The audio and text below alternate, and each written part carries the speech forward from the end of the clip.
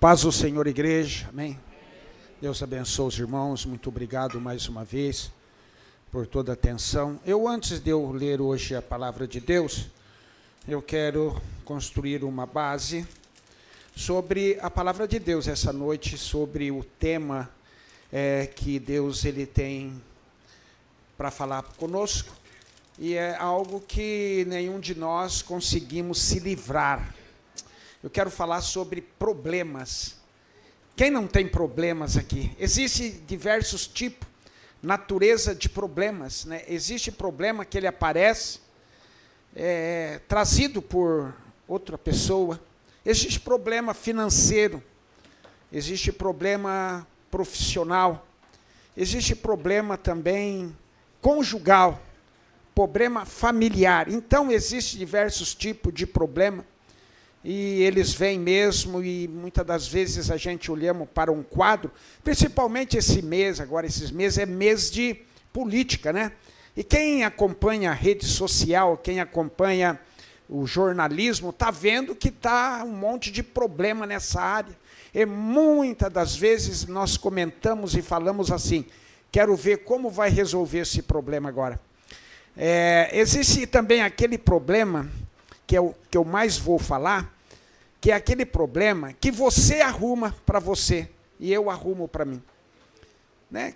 Problema que a gente procura, que podíamos se livrar, não está com ele, mas nós trazemos para nós, para a nossa família, e depois que esse problema está conosco, nós ainda falamos, e agora o que eu faço?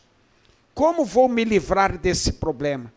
Como vai ser resolvido? Porque tem problema que é difícil de ser resolvido. Né? Principalmente nós que somos colocados aqui para transmitir a palavra de Deus, nós somos colocados aqui para transmitir a palavra de Deus, não é para arrumar mais problema. Porque eu lembro quando eu vim para o ministério, a gente estava acostumado em outro ministério muito radical, né, e eu comecei a observar muito o bispo, ele sempre falava e fala, o pastor ele não é para estar policiando a vida de ninguém, né? Não é para estar policiando, perguntando, querendo saber, não. O pastor ele ensina, fica para as pessoas obedecer ou não.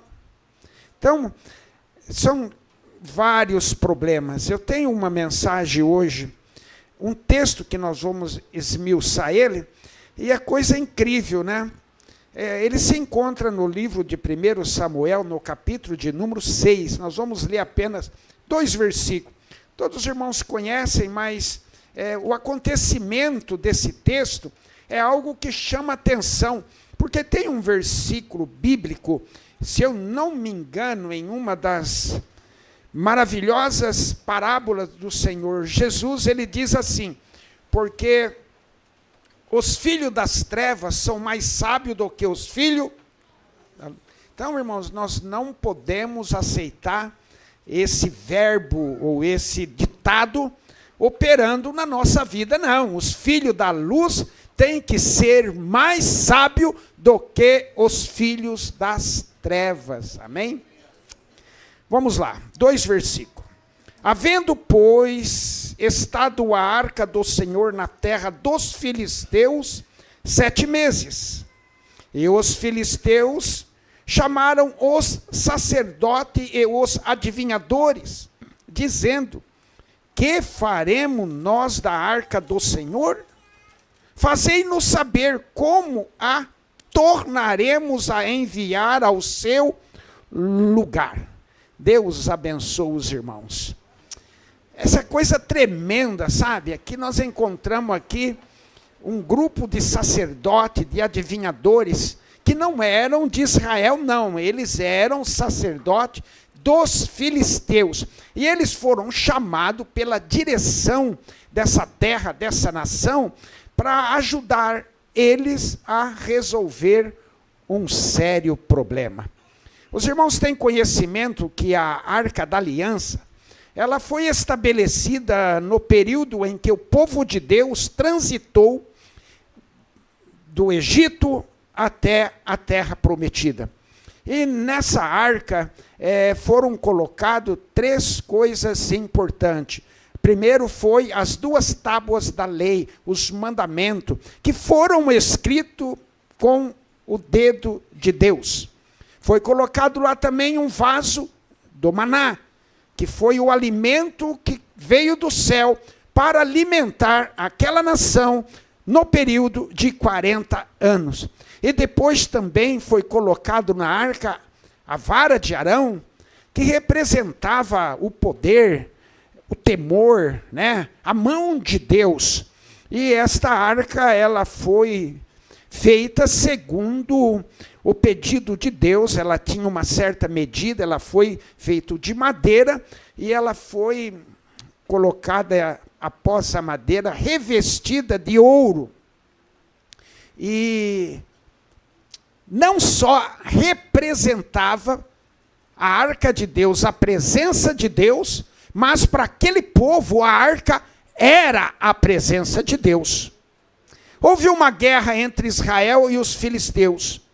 E os filisteus, eles conquistaram, ganharam uma guerra e eles roubaram, ou eles levaram a arca do Senhor para a terra deles. E o que aconteceu? Após a chegada da arca de Deus naquela terra, começou a aparecer doenças que jamais havia aparecido naquela terra. Começou a haver problemas, começou a haver pragas.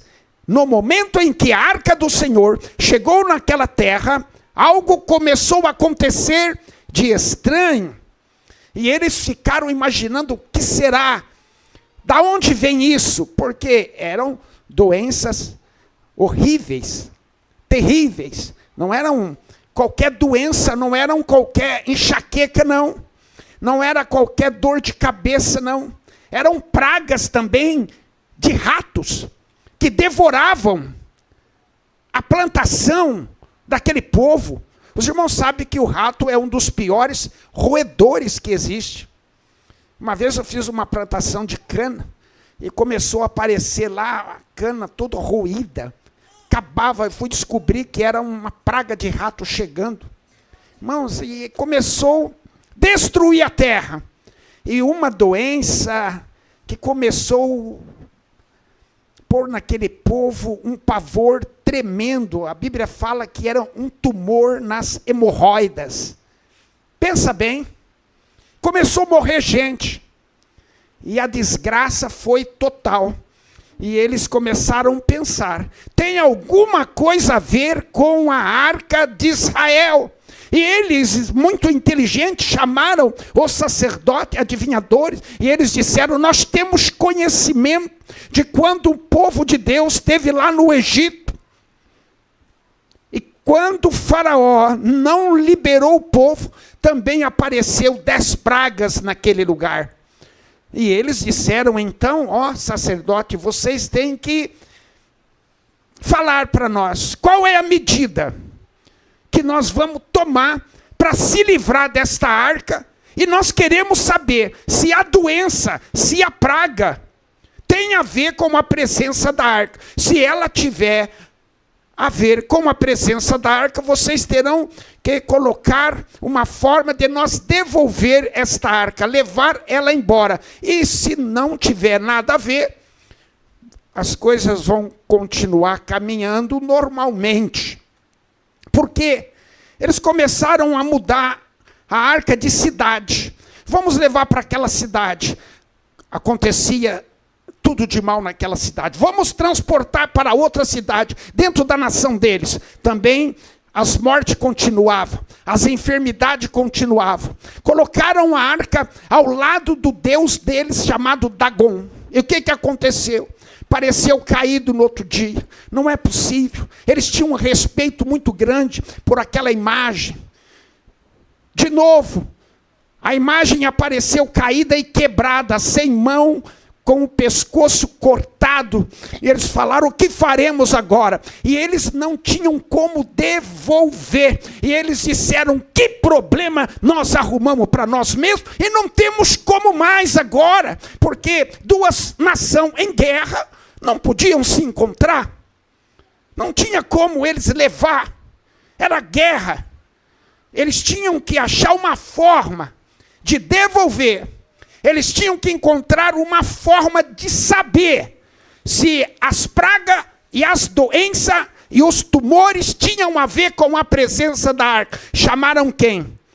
O seu sacerdote. E foi o versículo que eu disse, viu? Povo sábio.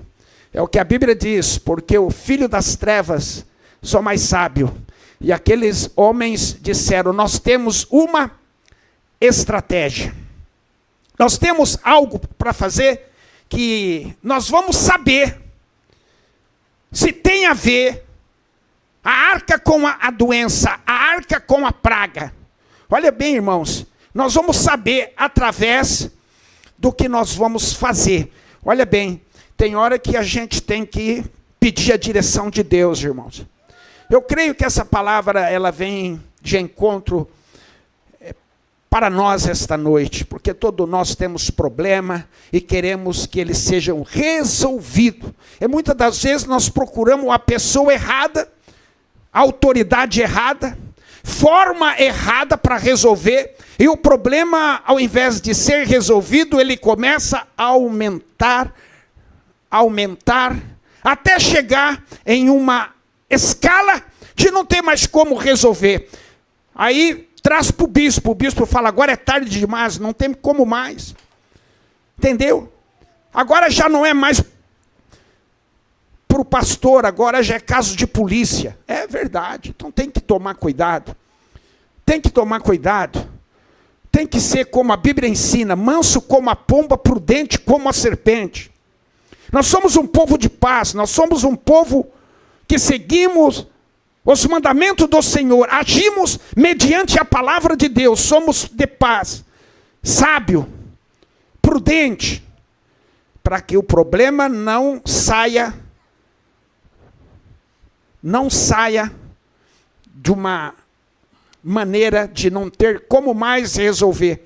Esses dias atrás, meses, começou a aparecer aí noticiário de pastores famosos envolvidos em pedofilia. Todos têm acompanhado. E um tipo de problema desse, como vai resolver esse problema? Não tem mais como resolver. Né? Saiu da escala, saiu do padrão de Deus, saiu do padrão da família. Então, irmãos, toma cuidado.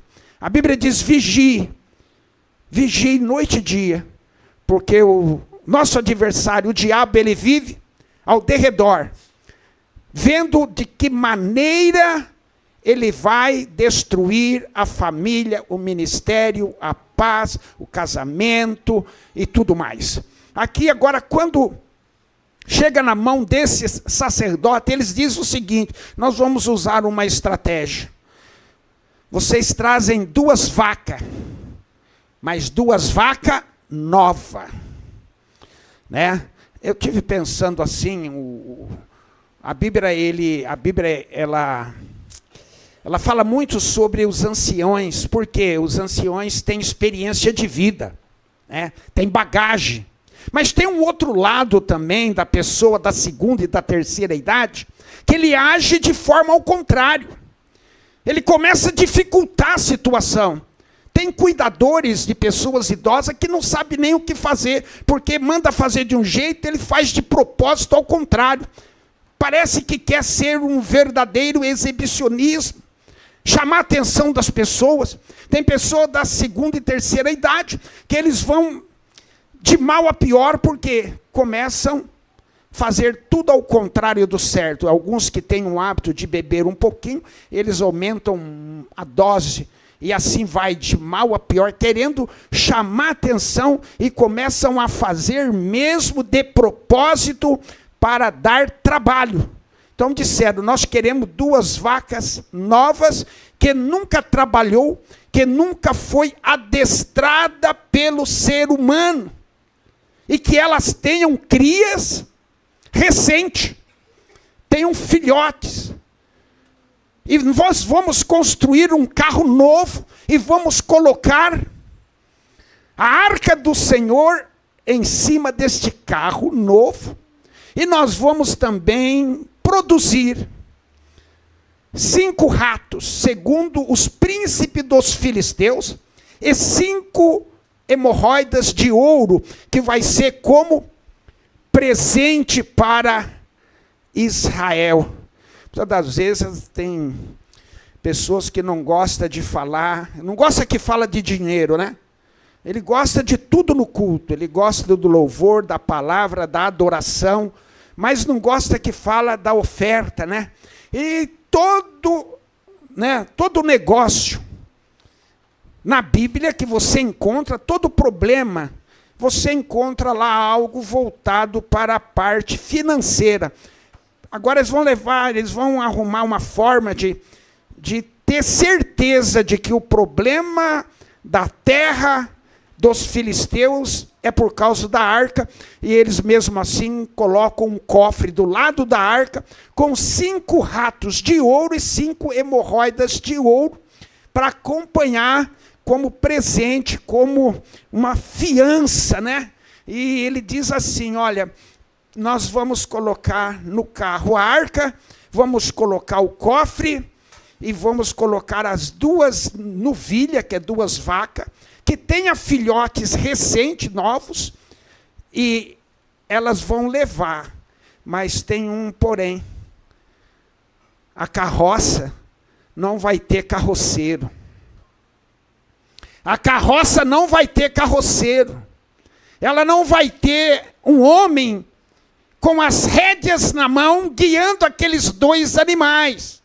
Porque nós temos sabido que há uma fama desse povo, que eles são guiados, eles são dirigidos por Deus, e que se a praga da nossa terra tem que ver com a arca, esses 2 animais, mesmo estando voltados para a sua cria, eles vão em direção a Bet-Semes, eles vão em direção a Israel. Coisa tremenda, igreja. Não vai ter carroceiro, não vai ter um homem com as rédeas na mão, não. Vai ser a mão de Deus que irá levar a arca de volta para o seu povo. Agora, se esta carroça, se esses animais começarem a ir em direção da sua cria, dos seus filhos, filhote, então não há problema nenhuma da arca do Senhor com as doenças e com as pragas. Então pegaram as duas novilhas, os 2 filhotes, recém-nascidos, levaram para casa e deixaram as vacas sem a cria, já colocado ali na carroça. E tem as vacas, elas tinham que ser inexperiente no trabalho, nunca poderiam ter tido um jugo, nunca poderiam ter sido adestrado por homem. Olha, por isso é um sinal para nós.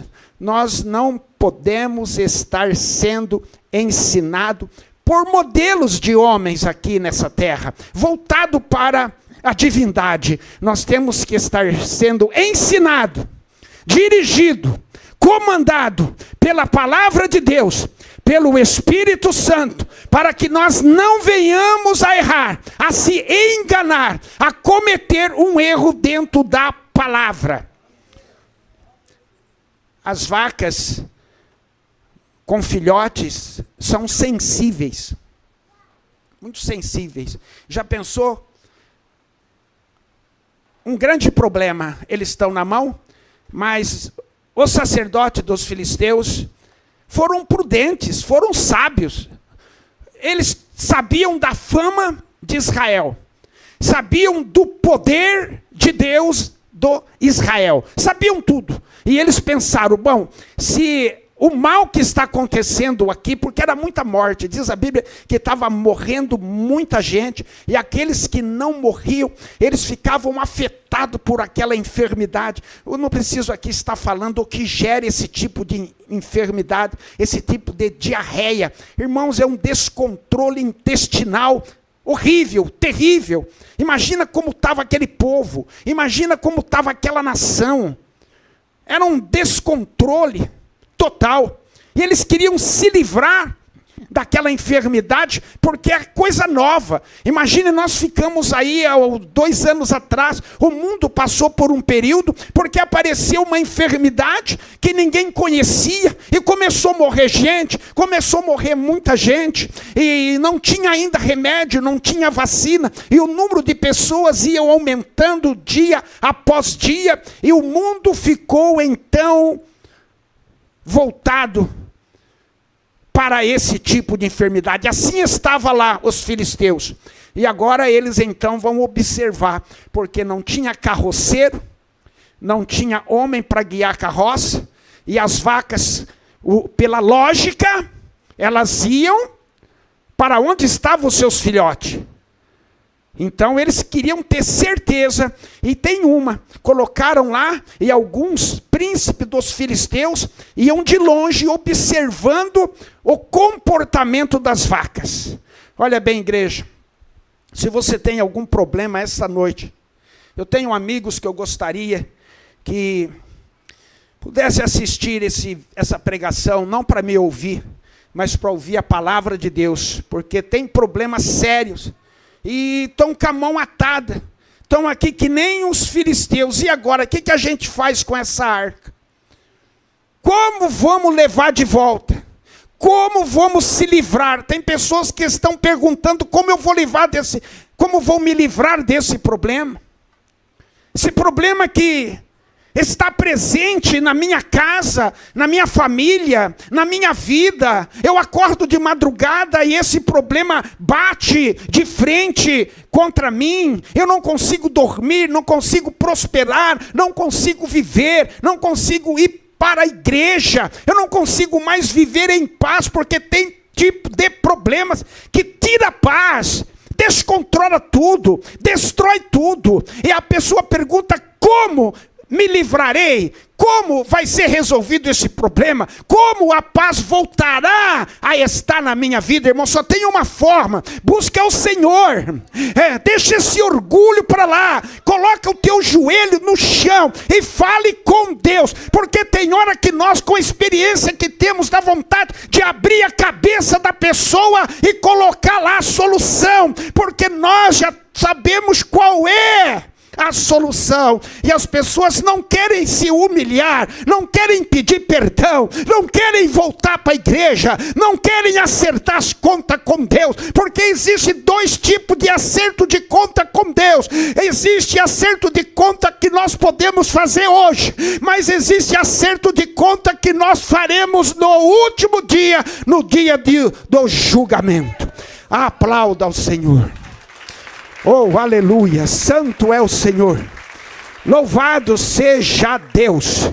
Imagine agora 2 tipos de reação de uma vaca com cria. Ela é sensível demais. Quem já mexeu com animal sabe do que eu estou falando. Você, para tirar leite de uma vaca com cria, você tem que ter muito cuidado, porque senão ela arrebenta tudo mesmo. Você tem que amarrar o filhotinho ali, olha, nas mãos dianteiras dela, para que ela não machuque os filhotes. Sensibilidade muito grande. Irmãos, nós, para ouvirmos a voz do Senhor, em momento como esse, tem que estar sensível. Porque se você tiver acometido com ira, se você tiver acometido com ódio, se você tiver acometido com qualquer tipo de espírito mundano, Deus fala com você e você não ouve a voz dele. Porque você está com o pensamento voltado para o problema. Lembra de Balaão? O profeta muito famoso da época, Era profeta de Deus, mas era profeta pago, era profeta ambicioso. Deus usou a sua jumenta para falar, para que ele pudesse dar atenção à voz de Deus. Olha bem, Deus fez o animal abrir a boca e falar, para que ele pudesse dar atenção para o que Deus estava querendo dele. Então, sensibilidade. No culto, a sensibilidade vale muito. No louvor, Deus fala também através do louvor. Mas o nosso ouvido, a nossa vida, ela tem que estar sensível. Porque Deus fala com os sensíveis. Aqueles que dão lugar para o Espírito Santo. Tem pessoas que o louvor não mexe nele. Porque durante o louvor ele está com o pensamento voltado na empresa. Está com o pensamento voltado no problema que ele tem. Na dívida. Como que ele vai ouvir a voz? Da palavra a mesma coisa. Tem pessoa que durante o culto, se você perguntar para ele no final do culto, o que o pregador falou, o que Deus falou essa noite, ele vai pôr a mão na cabeça e ele não sabe explicar, porque ele esteve viajando durante a mensagem, talvez para outro objetivo, outro lugar. Sensibilidade. Sensibilidade é um perfil, é uma natureza, é um comportamento que Deus exige do seu povo. Sensibilidade. Para que podemos saber o que Deus está querendo de nós. Por isso que muitas pessoas saem correndo da igreja e não voltam mais. Falta de sensibilidade. Atropela. Muda a versão da palavra. Muda a profecia. Falta sensibilidade. Outro perfil de um animal que teve uma cria, ele é um animal que ele pode ter uma reação ao contrário da sua natureza. Ele pode ter uma reação ao contrário da sua natureza. Por isso que há muitos escândalos dentro do evangelho, das igrejas, em todo lugar. Reações ao contrário do lugar aonde estão. Eu tenho falado muito nas mensagens passadas sobre a emblemática. A emblemática, muitas das vezes, não é a realidade do interior. Então nós estamos num lugar que é a casa de Deus, problemas ficam para lá, a sensibilidade, ela tem que estar presente na nossa vida. E a Bíblia disse que quando aqueles dois animais começaram a andar, eles berravam. Não tinha lá um cocheiro, não tinha lá um carroceiro. Mas eles berravam, porque sabiam que a sua cria estava na esquerda, mas a mão de Deus pegou aquelas rédeas e fizeram aqueles animais ir à direção das terras de Israel. Sabe o que temos que fazer em situações como essa? Não adianta nós querer colocar as rédeas na nossa própria mão. Não adianta nós querer dar as rédeas para o poder humano. Não adianta colocar as rédeas na mão do conhecimento humano. A única forma de certos problemas ser resolvido, deixa a mão de Deus guiar a sua carruagem. Deixa a mão de Deus guiar a tua vida. Deixa a mão de Deus te dirigir. Aplauda ao Senhor. Diz que Ele é santo, santo, santo. Oh, aleluia, aleluia. Glorifica a Deus. Nessa noite Deus está falando conosco. Deixa a minha mão te guiar. Deixa a minha mão te dirigir. Deixa a minha mão fazer na tua vida, na tua família, no teu casamento, na tua empresa, no teu ministério. Aleluia. Berravam, diz a Bíblia. Berravam, mas a mão de Deus mostrava o caminho. caminho.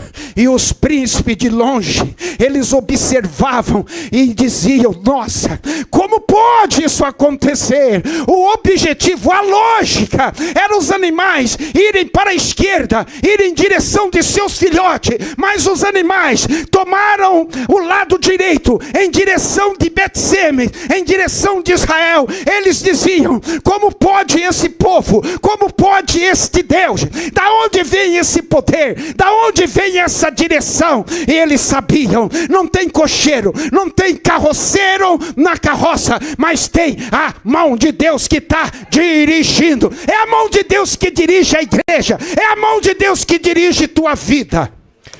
Oh, aleluia! Tem momento da vida que a enfermidade, ela parece de uma certa forma, é de um certo montante, que o médico diz: não sei mais o que eu vou fazer, porque eu já tentei todo o caminho, todo tipo de remédio, todo tipo de tratamento, mas a enfermidade, ela não para, e ela se agrava dia após dia. Mas é o momento de esquecer a ciência terrena, a ciência médica, e colocar na mão daquele que ele tem poder para curar qualquer tipo de enfermidade. Aleluia! Tem tipo de problema que fica difícil de resolver. O homem não consegue. Você vai no psicólogo. Hoje tem pessoas que viciaram em qualquer tipo de depressão e estresse. Eles correm para o psicólogo, psiquiatra, médicos, profissionais que estudam a mente, estudam o cérebro, estudam os miolos. E eles vão lá tentando pedir uma forma de se aliviar daquela tensão, daquela depressão. Muitas das vezes não resolve nada, mas é o momento de colocar, dizer: a tua mão me guia, Senhor. A tua mão me dirige. Porque eu não estou falando de um povo que não conhece o poder de Deus. Eu estou falando de pessoas da igreja, de pessoas do evangelho, de pessoas que conhecem um Deus todo poderoso, esquecem do poder de Deus, esquecem do remédio dos céus e procuram o homem. Antes, não colocam o joelho no chão. Temos pessoas sábias na igreja que pode dar um conselho, e procuram pessoas que não conhecem Deus. Coisa incrível, foram na direção de Betseme, viraram um churrasco ainda quando chegaram lá, nunca mais voltaram para os seus filhotes. A Bíblia diz que ao chegarem lá, eles pegaram a madeira daquele carro e ofereceram um sacrifício ao Senhor, pela volta da presença de Deus na terra de Israel. Irmãos, nós podemos aqui nessa terra perder tudo. Podemos perder os nossos bens financeiros, podemos perder veículo, podemos perder casa, podemos perder emprego, podemos perder até a saúde. Nunca podemos perder a mão do Senhor nos guiando, porque se nós tivermos a mão do Senhor, irmãos, não há problema, não há enfermidade, não há praga, não há epidemia, não há pandemia, não há perseguição, não há potestade maligna, não há potestade do inferno, não há hostes infernais que possa tirar a paz, que possa tirar a felicidade, que possa tirar a bênção, que possa tirar a unção, porque a mão do Senhor nos guiará. Coloca de pé nesta noite e aplauda esse Deus, e coloque a tua vida, coloque a tua casa, coloque o teu ministério, coloque a tua família, coloque o teu trabalho e diz: Senhor, guia-me, eu quero a tua mão me guiando. Aplauda, aplauda, aplauda. Oh, aleluia, aleluia. Glória, glória, glória. Talvez você está perguntando: mas eu tenho tentado de todas as formas, eu tenho procurado solução, eu não tenho encontrado. Eu me vejo em uma situação desesperadora. Mas Deus está falando: eu estou com os meus braços abertos. Seja sensível, coloca teu joelho no chão, coloca teu pensamento em Deus e diga: a partir de hoje, a partir desta noite, a tua mão, Senhor, me guiará. Aplauda ao Senhor.